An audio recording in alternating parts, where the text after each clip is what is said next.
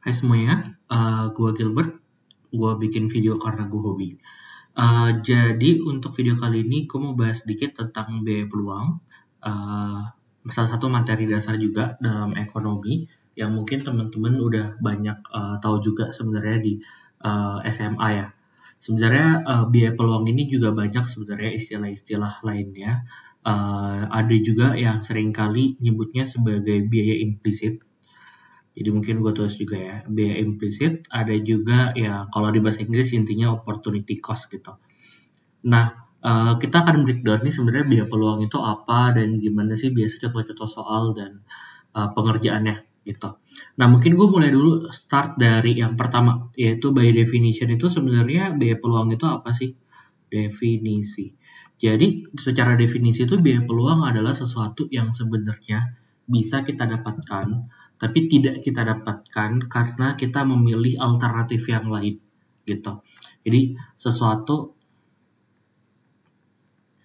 yang harusnya didapatkan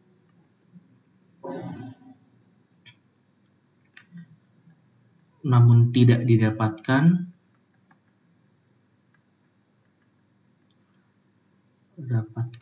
karena memilih pilihan lain. Jadi seperti yang mungkin teman-teman udah banyak tahu, kalau kita bicara ekonomi, kita bicara tentang gimana sih caranya kita memilih dari berbagai pilihan. Ketika kita memilih satu pilihan, anggap aja kita memilih pilihan A gitu, maka sebenarnya secara tidak langsung kita mengorbankan pilihan yang lain, baik itu B, C, atau D gitu. Nah, si B, C, atau D itu ketika kita korbankan itu, kan sebenarnya secara biologik itu tuh sesuatu yang bisa kita dapatkan, tapi tidak kita dapatkan karena kita pilih pilihan A gitu. Nah, mungkin sebagai contoh gitu, sederhananya gimana sih? Jadi sebagai contoh gitu, seandainya kalian ditawarin pekerjaan. Jadi ada kalian ditawarin antara jadi guru gitu, atau mungkin jadi staff admin di suatu perusahaan, atau kalian ditawari sebagai sales gitu, anggap aja ya, sebagai sales. Atau mungkin gue start dulu dari dua pilihan sederhana dulu, guru dan staff admin gitu. Nah, kalau seandainya nih, anggap aja kalian sebagai guru ditawarin gaji 7 juta gitu. 7 juta dan staff admin kalian ditawarinnya gaji 5 juta gitu. Nah, di kondisi ini anggap aja kalian memilih jadi guru gitu. Memilih jadi guru. Nah, berarti sebenarnya ketika kalian memilih untuk menjadi guru, berarti ada opsi kan sebenarnya yang kalian korbankan, yaitu menjadi staf ahli gitu. Sehingga sebenarnya si 5 juta ini akhirnya menjadi biaya peluang kalian gitu. Biaya peluang. Di mana ini sesuatu yang bisa saja kalian dapatkan, tapi tidak kalian dapatkan karena kalian pilih pilihan yang lain gitu. Jadi cukup sederhana ya sebenarnya dari segi konteksnya, ilustrasinya juga gitu. Dan biasanya juga ada banyak kok contoh-contoh soal yang tidak nyebutkan secara nilai gitu, tapi secara barang atau secara kualitas juga sama gitu. Kayak contoh, kalian punya pilihan apakah kalian mau pergi ke mall untuk main di wahana permainan gitu contoh, atau kalian pergi ke bioskop gitu. Nah, tapi kalian harus milih ini salah satu, nggak bisa dua-duanya gitu. Terus kalian akhirnya memilih untuk pergi ke wahana bermain gitu ketimbang ke bioskop. Maka sebenarnya kepuasan yang kalian dapatkan dari menonton bioskop itu tuh menjadi biaya peluang kalian juga gitu. Karena itu sesuatu yang bisa saja kalian dapatkan tapi tidak kalian dapatkan karena kalian pilih ke pilihan lain gitu. Oke. Nah, sekarang yang jadi pertanyaan juga adalah kira-kira sebenarnya ini kan sederhana ya, kalian cuma punya dua pilihan gitu. Gimana kalau seandainya ternyata kalian punya tiga pilihan gitu, tiga atau empat atau lebih pilihan gitu. Jadi anggap aja sebagai guru, staff admin, dan juga sebagai apa ya satu mungkin tadi sales gitu. Nah, anggap aja kalau kalian jadi guru, kalian dapat 7 juta, staff admin 5 juta, jadi sales 3 juta gitu contoh. Nah, terus sama juga nih ilustrasinya, kalian memilih jadi guru gitu. Nah, biaya peluangnya apa sih sebenarnya gitu? Ya, biaya peluangnya adalah eh, jadi staf ahli admin ini 5 juta gitu. Nah, yang jadi pertanyaan pasti kenapa gitu? Kenapa nggak kita tambah aja 5 juta tambah 3 juta sebagai biaya peluang? Nah, jawabannya adalah coba kalian pikirkan ilustrasi itu lagi gitu. Ketika kalian menjadi guru 7 juta, berarti kan sebenarnya oke, kalian memang menghamburkan peluang atau kalian melepaskan peluang untuk bisa mendapatkan gaji 5 juta atau dapat gaji 3 juta gitu. Nah, kalau seandainya kalian tidak menjadi guru, kalian tetap akan harus memilih apakah mau dapat 5 juta atau 3 juta gitu. Ya kan? Dimana yang secara realistis pasti kalian akan pilihnya yang si 5 juta ini. Maka 5 juta inilah yang akan jadi biaya peluangnya gitu. Nggak bisa ditambah dua-duanya gitu. Karena ujung-ujungnya kalaupun kalian bisa mendapatkan itu, kalian nggak bisa dapat 5 tambah 3 gitu. Kalian hanya bisa dapat 5 atau 3 gitu. Oke, jadi bukan dan tapi atau gitu. Nah, makanya biasanya soal-soal yang ada di baik itu olimpiade atau mungkin di seleksi-seleksi masuk perguruan tinggi itu tuh kalau seandainya ngasih 3 peluang, kalian cukup lihat aja mana sih peluang yang tidak dipilih tapi memiliki nilai paling gede gitu. Oke. Nah, tapi ada juga nih beberapa sebenarnya case-case atau contoh-contoh soal juga yang sebenarnya eh, kadang seringkali mengecoh juga gitu. Jadi ini mungkin gue tulis ulang lagi gitu, guru, staff admin sama sales gitu. 7 juta, 5 juta, sama 3 juta gitu. Dan ini dia sama juga memilih jadi guru. Nah, tapi ada keterangan tambahan nih gitu. Keterangan tambahannya ternyata kalau kalian ngambil jadi staff admin, kalian itu tuh dapetnya shift pagi gitu. Contoh ini shift pagi. Jadi shift pagi itu tuh maksudnya kalian cuma kerja di pagi hari ya gitu. Sedangkan sales kalian dapetnya shift malam gitu. Shift sore atau malam. Nah, terus ditanya nih opportunity cost-nya berapa gitu. Nah, kalau berdasarkan case yang kedua tadi gitu, kita pasti akan bilangnya oh biaya peluangnya 5 juta gitu. Nah, padahal enggak, bukan 5 juta, tapi 5 tambah 3 sekarang.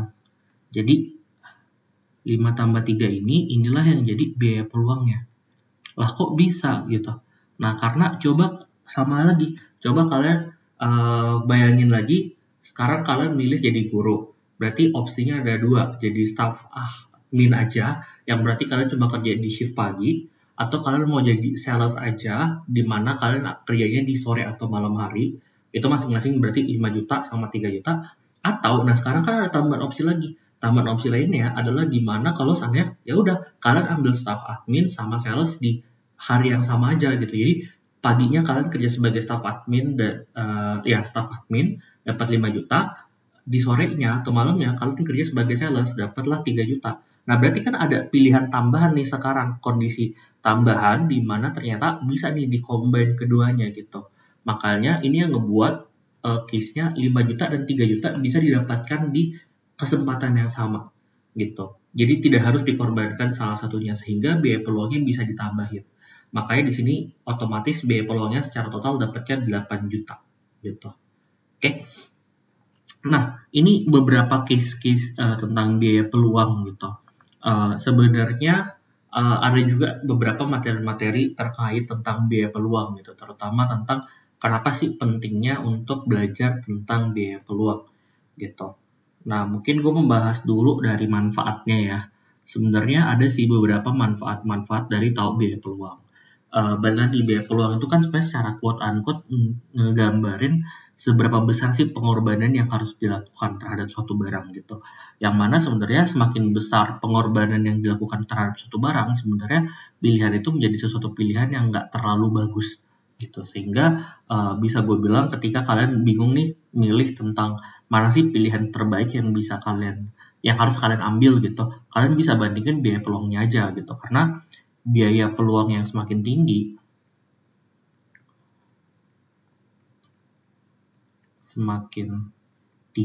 itu menggambarkan uh, pengorbanan yang semakin besar. Nah, kita kan nggak mau ya sebenarnya kalau seandainya ini mengorbankan semakin banyak gitu. Kita tendensinya mengorbankan lebih dikit. Jadi pasti kita akan pilih pilihan yang punya biaya peluang paling kecil gitu. Oke. Nah, selain itu sebenarnya biaya peluang itu juga menggambarkan sebenarnya keuntungan asli yang bisa kita dapatkan berapa sih gitu, compare terhadap pengorbanan yang kita lakukan. Karena contoh nih seringkali pilihannya guru sama yang ini nih, contoh pilihan guru sama staff admin gitu. Oke, kalau gue milih jadi guru, gue dapatnya gajinya 7 juta. Jadi seolah-olah gue mikirnya, oh untung gue dapatnya 7 juta gitu. Padahal jangan lupa untuk bisa dapat gaji 7 juta itu, kalian harus mengorbankan pilihan karir sebesar 5 juta. Jadi sebenarnya dari memilih itu, kalian cuma untung 2 juta aja gitu. Sehingga inilah yang kita kenal ada terminologi yang ngebedain antara laba ekonomi dan laba akuntansi gitu. Jadi kalau laba akuntansi itu adalah total keuntungan akuntansi. Nah, itu adalah total keuntungan yang bisa kalian dapatkan yang emang benar-benar terjadi gitu. Seperti tadi kalian memilih jadi guru gitu. Ya udah yang terjadi adalah eh, kalian dapat gaji 7 juta gitu. Nah, itu laba akuntansinya. Tapi secara ekonomi untuk dapat gaji 7 juta itu kalian mengorbankan yang lain yang dapat gaji 5 juta. Jadi dari memilih itu kalian cuma untung 2 juta. Nah, 2 juta itu yang jadi laba ekonomi gitu. Makanya sebenarnya di ekonomi maksudnya kayak di pelajaran ekonomi biasanya disusunlah persamaan di mana laba ekonomi itu sama dengan laba akuntansi tapi dikurangi dengan biaya peluang gitu. Oke, di mana berarti dalam kondisi ini yang tadi gitu laba akuntansinya dapatnya 7 juta, tapi karena biaya peluangnya 5 juta, jadi sebenarnya laba ekonominya ya 2 juta gitu. Ini contoh yang case satu tadi ya, gitu.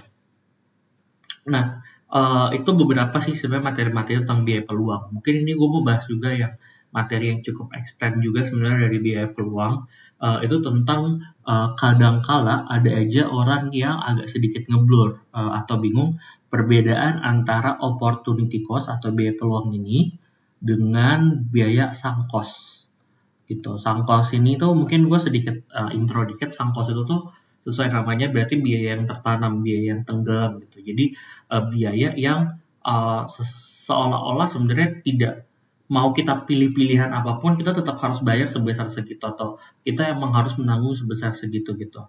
Nah, sunk cost ini itu agak cukup berbahaya karena kadang ngebuat perhitungan opportunity cost jadi ngeblur gitu. Mungkin gue kasih contoh sederhana gitu kayak tadi guru, staff admin, sales gitu. Atau ya boleh guru, staff admin, sama sales gitu. Jadi guru kalian dapat gaji 7 juta. Jadi staff admin kalian dapat gaji 5 juta, jadi sales dapat gajinya 3 juta gitu. Anggaplah di sini staff admin dengan salesnya nggak bisa kalian lakukan bersamaan ya, jadi nggak ada shift malam shift pagi lagi gitu. Oke, jadi harus pilih salah satu. Nah, tapi sekarang tiba-tiba ditambahin nih informasi bahwa ternyata untuk bisa menjadi baik itu guru, staff admin atau sales, kalian itu harus minimal udah sekolah sampai SMP gitu. Anggap aja minimal standarnya harus bisa SMP gitu. Nah, terus kalian coba ngitung nih, ternyata biaya pendidikan itu kalau kalian hitung-hitung jadinya untuk setiap 1 bulan kalian harus ngeluarin 1 juta gitu. Contoh aja ya, gitu. Berarti kan sebenarnya secara net kalau kita kurangin gurunya nih 7 juta dengan 1 juta, berarti secara net kalian dapatnya 6 juta aja. Gitu, staff admin cuma dapat 4 juta aja, sales cuma dapat 2 juta aja karena ternyata ada biaya pendidikan gitu. Oke, atau sederhananya gini deh, kalau yang bisa gue bilang atau kita jangan pakai biaya pendidikan deh, gue ganti ilustrasinya biar lebih enak juga. Anggap aja ini sekarang biaya BPJS gitu. Jadi kalian mau kerja sebagai apapun, mau jadi guru, staff admin atau sales gitu, kalian tetap harus bayar biaya BPJS gitu, program pemerintah di mana ngarusin kalian bayar 1 juta gitu. Berarti untuk jadi guru kalian dapat net atau gaji bersihnya 6 juta, bukan 7 juta, staff admin bukan 5 tapi 4, sales berarti bukan 3 tapi 2 gitu. Oke. Nah, terus ditanyain kira-kira biaya peluangnya berapa kalau seandainya dia memilih sebagai guru. milih sebagai guru. Nah, sekilas kalau kita lihat-lihat pasti lebih valid kalau kita ngambilnya gaji bersih kan, ya kan? Maka otomatis ketika kita milih jadi guru, biaya yang kita korbanin ya si 4 juta ini gitu. Karena pilihannya 4 juta atau 2 juta. Jadi pasti yang paling gede gitu sebagai biaya peluang. Jadi kita mikirnya, oh ini biaya peluangnya gitu.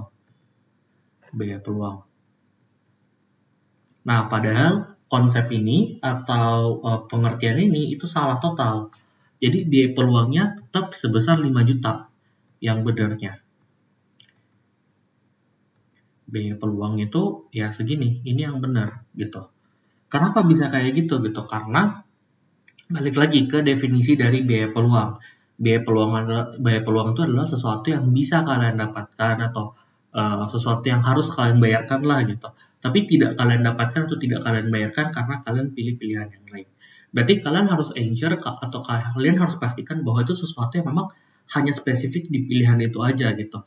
Ketika kalian milih pilihan kalian yang sekarang, itu yang itu tuh nggak akan kalian dapatkan atau memang tidak kalian bayarkan gitu. Nah, tapi beda di biaya BPJS ini. Biaya BPJS 1 juta ini terjadi di semuanya. Jadi kalian mau pilih sebagai guru, staff admin, atau sales, tetap kalian harus bayar segitu gitu. Jadi itu tidak mempengaruhi proses pengambilan keputusan kalian gitu. Makanya sebenarnya si 1 juta ini yang kita sebut sebagai sunk cost.